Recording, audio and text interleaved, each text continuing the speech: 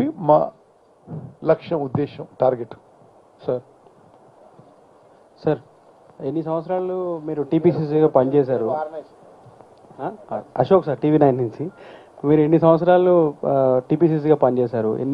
ఎక్కువ టైమ్స్ గెలిచారు? మీరు ఎప్పుడు సీఎం అవుదాం అనుకుంటున్నారు అసలు? అంటే మీకు ఎప్పుడు ఆశ ఉన్నారు? అంటే ఈ ప్రెస్ మీట్ ఈ ఎన్నికల విషయంలో చెప్పండి, మాట్లాడదాం. Okay, anything about these elections welcome to ask. Sir sir నా పేరు రాంబాబు, సూర్య రిపోర్టర్ని. అయితే కాళేశ్వరం వృధా అని చెప్పేసి మీరు అంటారు కదా సార్? వృధా అని లేదు, కట్టడం వల్ల ఎక్కువ. ఇప్పుడు చూడండి, మీకు సరే, మీరు ఎవరైతే ఇరిగేషన్ కవర్ చేస్తారో మీరు ఒక ఆలోచన చేయాలి. మీరు అంటే it is not a political statement అని మీకు ఒక జస్ట్ ఇష్యూ సీరియస్గా స్టడీ చేసుకున్న వ్యక్తిగా మీకు చెప్తున్నా. ప్రాణహిత చేవెళ్ల ప్రాజెక్టు 38,000 కోట్లతో 16 లక్షల ఎకరాలకి డిజైన్ చేసి పని మొదలైంది.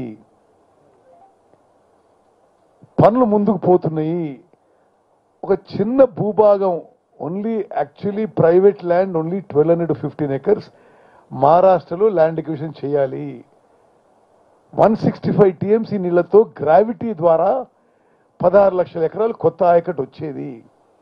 అటువంటిది కేసీఆర్ ముఖ్యమంత్రి అయిన తర్వాత మొదటిసారి మాట్లాడినప్పుడు ఆయన కూడా ఇది నేషనల్ ప్రాజెక్ట్ ఇవ్వాలని అడిగినోడే.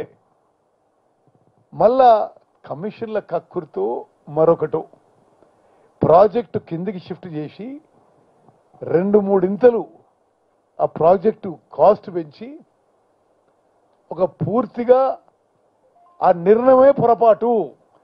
వి స్టాండ్ బై దట్. అంటే ప్రాజెక్టు మొదలు డిజైన్ చేసిన చోట కట్టి చేసుంటే ఒక 38,000 కోట్లకి ప్రాజెక్టు పనులు పూర్తయ్యేవి.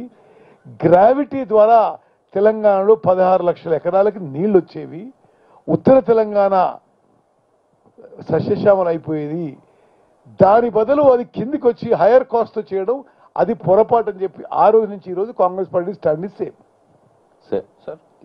సార్ ఎన్టీవీ కాంగ్రెస్ నేతలు చేస్తున్న కామెంట్స్కి ఒకదానికి పొంతం ఉండదు. కేసీఆర్ 7 లక్షల కోట్లు అప్పు చేసిర్రు అని చెప్పి మీరే చెప్తారు. మీ గవర్నమెంట్ వచ్చిన 3 నెలల్లో 17,000 కోట్లు అప్పు చేసిర్రు ఒకటి. దీనికి తోడు 6 గ్యారంటీలు అమలు చేయాలి. ఇప్పుడు 2 లక్షల రుణమాఫీకి 32 నుంచి 35,000 కోట్లు కావాలి.